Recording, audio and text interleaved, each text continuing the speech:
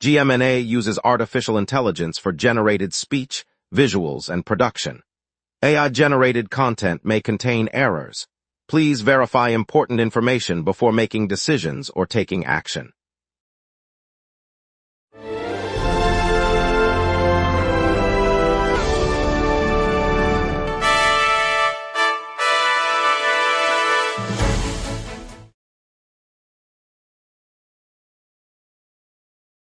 Good evening, Wildwood.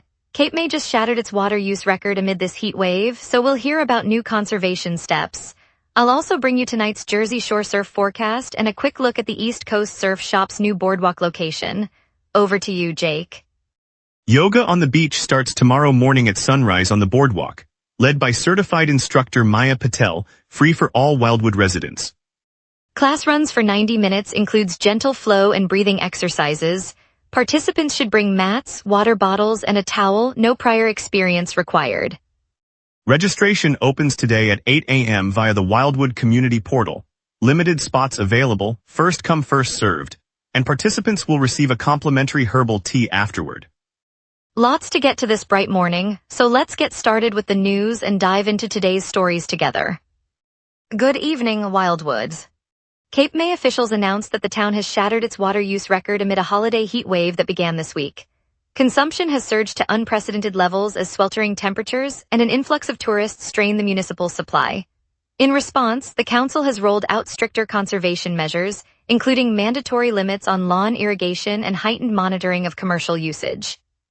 Engineers report that the current draw exceeds previous peaks by a significant margin, prompting concerns about reservoir sustainability through the remainder of the summer. Residents are being urged to reduce indoor waste, fix leaks promptly, and limit non-essential outdoor water use.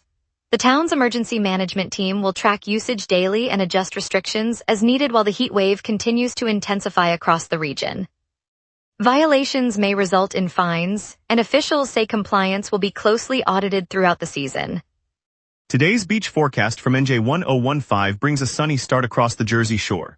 Temperatures are climbing into the high 70s with light breezes off the Atlantic, keeping the boardwalks comfortable for walkers and cyclists.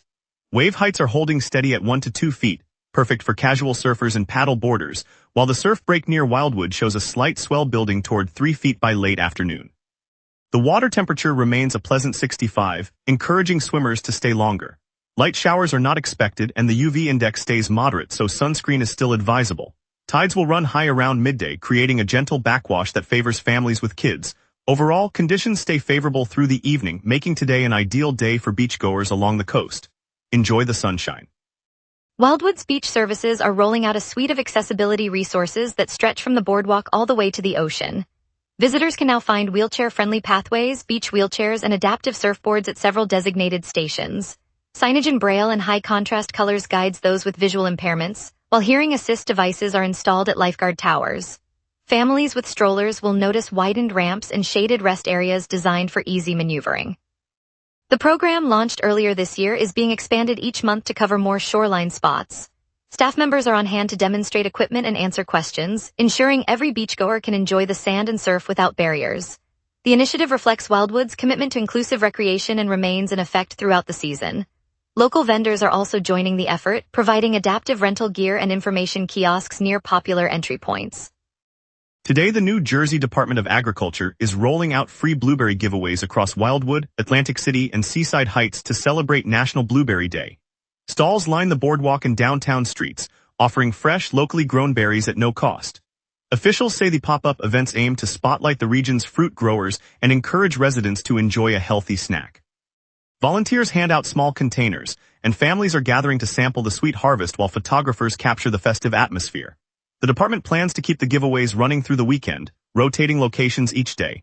Organizers hope the simple gesture will boost awareness of New Jersey's agricultural bounty and inspire more people to choose locally sourced produce. Students from elementary schools have joined the effort, handing out flyers about blueberry nutrition. Alongside the fruit, volunteers distribute recipe cards featuring smoothies, muffins, and salads, giving attendees ideas for using the berries at home. Monday evening saw Cape May County lifeguard teams gather at Rambler Road Beach in Wildwood Crest for the 42nd Annual Lifeguard Championships. The competition began at 6:15 p.m., with rescuers demonstrating rescue drills, board races, and first aid challenges under the setting sun. Judges evaluated speed, technique, and teamwork as the teams vied for top honors. Spectators lined the shoreline, cheering each splash and sprint. The event, a long-standing tradition in the county, highlights the rigorous training and dedication of local lifeguards, reinforcing public confidence in beach safety. Organizers noted smooth coordination and strong community support throughout the evening. With the championships now concluded, teams will return to their regular patrols, carrying the experience gained into the busy summer season ahead. The successful run underscores the county's ongoing commitment to beach safety. Later, we'll hear how 9 swimmers were rescued after evening surf trouble on Wildwood Beach. Plus more top stories. We will be right back. If you run a venue, a comedy night, a concert, a fundraiser, you already know the hardest part isn't the show. It's selling the seats. Theaterfiller changes that. In minutes, you're set up with your own ticketing page, QR code delivery, and a door scanner. No technical headaches. No middleman taking a cut of your night. Your event, your tickets, your revenue. Go to theaterfiller.com and fill every seat. Welcome back, everyone. Thanks for staying with us. Up next are local stories with Jake, covering the news you need to hear today. Sunday evening turned dangerous at Wildwood Beach when surf conditions caught 9 swimmers off guard. The beach patrol spotted the struggling bathers and called for backup. Police officers and firefighters arrived within minutes, coordinating a swift rescue that pulled all 9 individuals to safety. Witnesses said the waves were unusually strong, forcing the swimmers toward deeper water.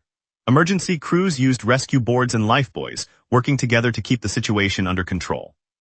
No serious injuries were reported, though a few rescued swimmers needed brief medical attention for exhaustion.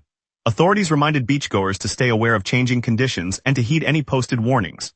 The rapid response highlighted the readiness of local rescue teams to act when the ocean turns treacherous. The incident occurred on July 5th, and the joint effort between the patrol, police, and fire units was praised by officials for its efficiency. Monday saw the Wawa on Main Street welcome customers again after a fuel leak was discovered and repaired last week. Technicians identified the source of the leak on Tuesday and shut down the pumps for safety, then completed repairs by Thursday. The store reopened on Monday, confirming that all systems are now fully operational and safe for shoppers. Management thanked the crew and reminded patrons that regular maintenance checks help prevent such incidents. Residents can once again stop by for coffee, snacks, and fuel without interruption. The quick response minimized disruption for commuters heading to work or school, and the store's return restores a convenient pit stop for the neighborhood. With the leak fixed, the Wawa is back to serving the community as usual. Local families and delivery drivers reported relief at having the station back in service, especially during the busy summer travel period. The Wildwood Borough Council gave the green light to a new mixed-use development on the long-vacant Wonderland Pier site. In a 5-2 vote, council members approved a plan that blends retail shops, restaurants, and entertainment venues where the historic pier once stood. Officials said the project aims to draw more visitors to the boardwalk and lift local tax revenues. The proposal includes space for small businesses, a waterfront cafe, and a seasonal performance area, promising jobs for residents and new options for families strolling the shore. Construction is slated to begin later this summer, with the first phase expected to open within 2 years. City planners anticipate the added attractions will raise summer foot traffic and generate additional municipal funds to support road maintenance and public services. The council's decision follows months of community input and marks the first major redevelopment of the waterfront in recent memory. Wildwood's boardwalk will soon echo with steel guitar twang as the Barefoot Country Music Fest rolls into town. Organizers say the weekend-long series, set for later this week, will showcase national country performers on the boardwalk and at nearby venues. Fans can expect a mix of classic hits and new releases, with multiple stages spread across the waterfront promenade. The festival is part of the town's summer entertainment lineup, offering residents and visitors a chance to enjoy live music without leaving the beachfront. Food trucks and local vendors will be on hand, so concert-goers can grab a bite between sets. Tickets are available online and at box offices, and seating will be on a first-come, first-served basis. The event promises a lively, family-friendly atmosphere for anyone looking to add a soundtrack to their seaside summer. Residents of a Wildwood neighborhood have formally asked the Borough Council to intervene on a long vacant house that has become a focal point for crime and blight. The petition, filed earlier this month, calls for either strict code enforcement or demolition of the property, which has sat empty for years and drawn illegal activity. Petitioners stress that the house's condition has worsened over time and that prompt action is needed to stop further deterioration. Neighbors say the derelict structure lowers property values and creates safety concerns, prompting a coordinated effort to pressure officials. Council members are now reviewing the request and will decide what actions, such as issuing violations or pursuing demolition, are feasible under local regulations. The outcome could affect the neighborhood's appearance and security, and residents hope a swift response will restore confidence in the area. Let's get a look at your evening forecast with our meteorologist right after this. A mid-level jet from the west is flattening the ridge, leaving tonight's sky clear but pressure slipping. On this date, Wildwood once burned at 88 degrees Fahrenheit in 2020, a brief spike during a late summer heat wave that ripped through the Great Lakes region. The opposite extreme fell to 55 degrees Fahrenheit in 2019, when a stubborn Arctic front pushed unusually far south, blanketing the area in frost. By comparison, today's climate normals hover around 78 for the high and 64 for the low. So the current 79 high sits just a notch above average, while the low remains comfortably near normal. Zooming in on the live radar, the map is completely empty across the entire basin. No reflectivity shows, confirming a dry air mass that has been anchored by the lingering high pressure. The western jet stream, cruising at 48 miles per hour, is steering any stray disturbances well north of the city, so no rain will arrive tonight and the clear sky will persist until after midnight. At 6 p.m., Wildwood sits at 75 degrees Fahrenheit under a mostly clear sky. Humidity reads 71% and the southeast wind is a gentle 5 miles per hour, barely noticeable. Pressure is near average but edging lower, a sign that the ridge is beginning to weaken and unsettled patterns could creep in after midnight. Overhead, the jet stream blows 48 miles per hour from the west, capping the atmosphere and keeping any lingering moisture aloft. The UV index is 9, though the sun is already dipping toward the horizon. No precipitation is forecast through the night, and there are no active alerts. Winds will remain below 16 miles per hour, so the evening will stay calm as the sky darkens toward the 8:27 p.m. sunset. Looking ahead, Thursday brings a high of 82 degrees Fahrenheit and a low of 70 degrees under a thick overcast layer, with a 60% chance of rain as a slow-moving trough slides eastward. Friday climbs to 84 degrees with a low of 72, staying overcast but drying as the trough lifts, so rain chances fade. Saturday holds at 81 degrees and 72 low, but a lingering mid-level disturbance brings a 35% rain risk and scattered showers. Sunday clears dramatically, delivering a high of 77 and a low of 72 under blue skies, perfect for outdoor plans. Monday caps the stretch with a high of 79 and a low of 70, remaining clear as high pressure builds back in. And that's your weather. Remember, the local sunset is also available as a podcast. Listen anytime on Apple Podcasts or wherever you get your podcasts. Up next, traffic updates, tonight's yoga on the beach, Flyers news, and our East Coast Surf Shop spotlight. We will be right back. If you run a venue, a comedy night, a concert, a fundraiser, you already know the hardest part isn't the show. It's selling the seats. Theaterfiller changes that.